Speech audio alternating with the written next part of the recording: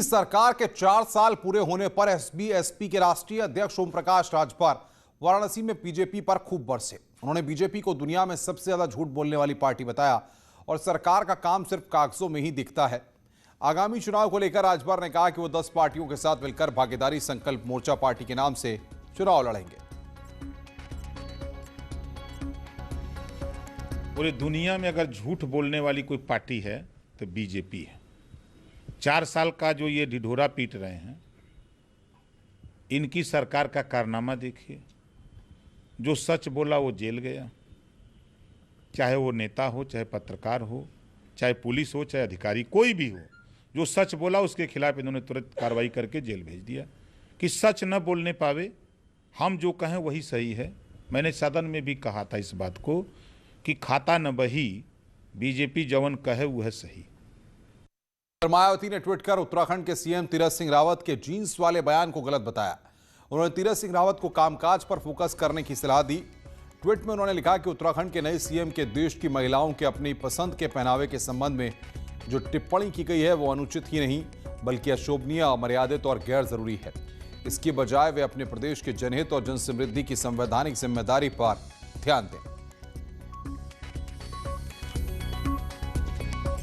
खबरें और भी हैं, फिलहाल रुकना एक ब्रेक के लिए। ब्रेक के बाद जल्द हाजिर होते हैं। स्वागत है। ब्रेक के बाद मेरठ पुलिस ने एक हुक्का बार पर छापेमारी कर 5 लोगों को गिरफ्तार किया है। पुलिस को सूचना मिली थी कि थाना सदर बाजार क्षेत्र में एक रेस्टोरेंट में हुक्का बार चलाया जा रहा है और यहां पर कम उम्र के लड़के लड़कियों को हुक्का परोसा जा रहा है। इसके बाद पुलिस ने छापेमारी कर रेस्टोरेंट के मालिक और मैनेजर समेत 5 लोगों को गिरफ्तार कर लिया है। यहां पर हुक्के और नशे के और भी कई सामान मिले हैं। कम उम्र के बच्चों को और अनधिकृत रूप से हुक्का पिलाया जा रहा था। आपको जानकारी है कि टोबैको कंट्रोल के संबंध में जो कानून बना हुआ है उसमें ऐसा करना अवैधानिक है। हमारी प्राथमिकता है कि ऐसा इस तरह के जितने हुक्का बार्स हैं या इस तरह से जो अवैधानिक रूप से लोगों को इस प्रकार के पदार्थ परोसते हैं उन पर हम अंकुश लगाएंगे। उसी के तहत ये कार्रवाई हुई है। ये कार्रवाई आगे भी जारी रहेगी।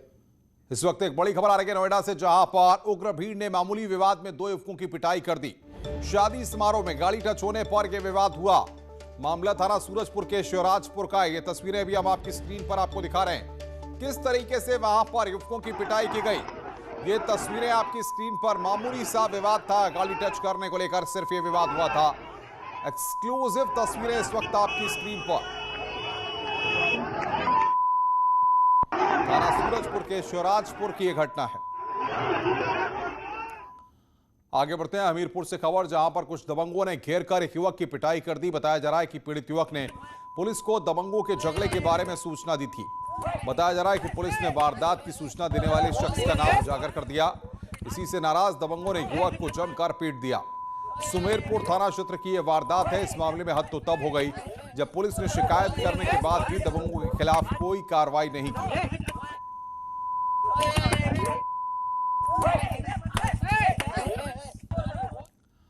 लखनऊ से खबर, सरोजनी नगर के नादरगंज में खड़ी कार में अचानक आग लग गई और देखते ही देखते कार जलकर राख हो गई।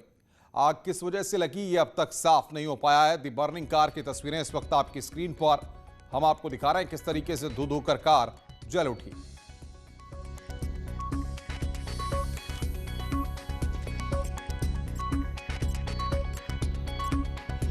शाहजहांपुर में पुलिस ने फेसबुक पर तमंचा लेकर फोटो डालने वाले युवक को गिरफ्तार किया है। उसने तमंचे के साथ फेसबुक पर अपना वीडियो अपलोड किया था। इसके बाद पुलिस ने आरोपी शेखर गुप्ता को गिरफ्तार कर लिया है। पुलिस ने अवैध तमंचे को भी जब्त कर लिया है।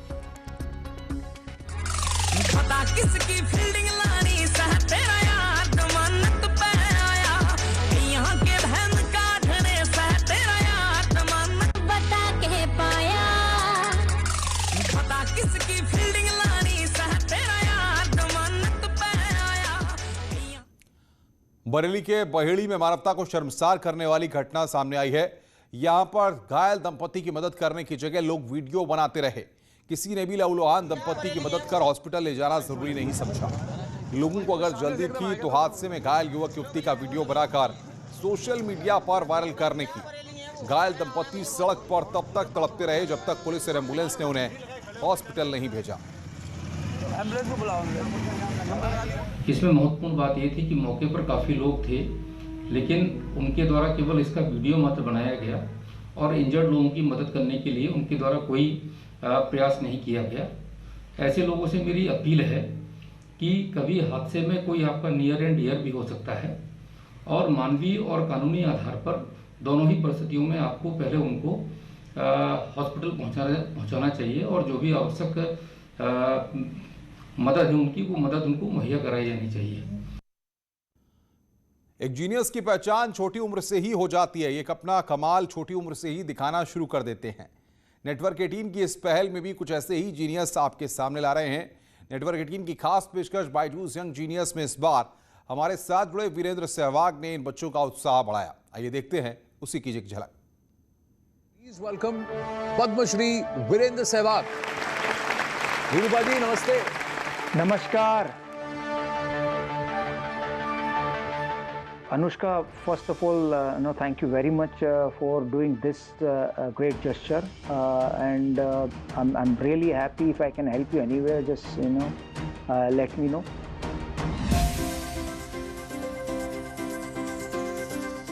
What I did on the cricket field, that somebody was abusing me, or if I got beaten, so I quickly forget that ball and the sledge.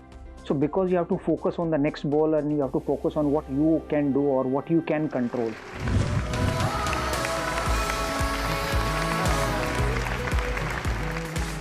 बोलते हैं ना कि अगर आप इतने नाजुक हो कि किसी ने कुछ कह भी दिया और आप उससे हर्ट हो गए तो फिर लाइफ थोड़ी टफ हो जाती है। तो टफ बनना सीखो। अगर कोई बुली करता है तो आप उसको वापस बताओ कि ये सही नहीं है।